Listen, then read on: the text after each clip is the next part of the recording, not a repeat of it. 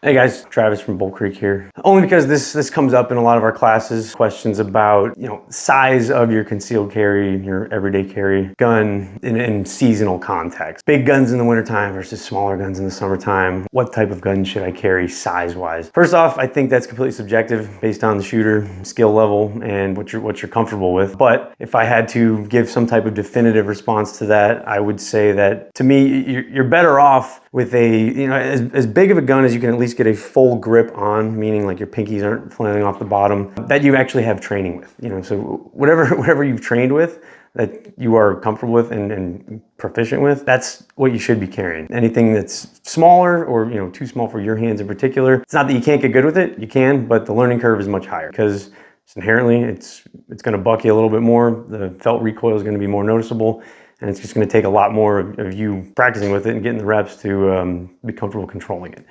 Now, that being said, so into the seasonal side of things, sure, if you got more clothes on and you got a different gun that you want to carry, cool, because it's a little bit bigger. You can either, for magazine capacity or you're better at shooting it. Nothing wrong with that. If budgetary constrictions are a thing for most of us, even personally for me, I don't even own a smaller compact carry gun. I run the same platform all year. For me, this is a full frame Smith & Wesson M&P 2.0.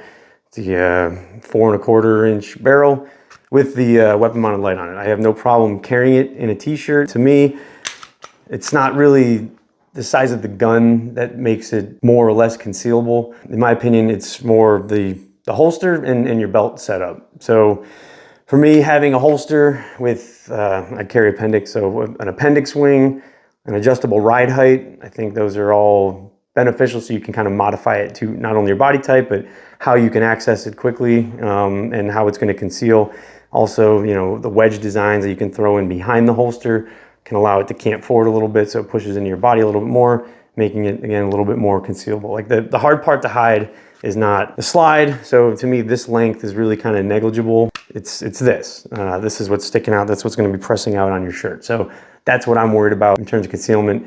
And for me, if I have a belt, I like the ratchet style core belts or the Agonic EDB belts, which they also have adjustable length, like micro adjustments. It's not like giant belt loop adjustments. So you're going a ½ inch difference every time. So it allows you to make it either tighter or a little bit looser depending on what you're wearing, if you so choose. So yeah, really, I mean, at the end of the day, it's personal preference, but there are some advantages and disadvantages to each. Obviously, like some guys have different body types and they're worried about either appendix versus 3 o'clock carry.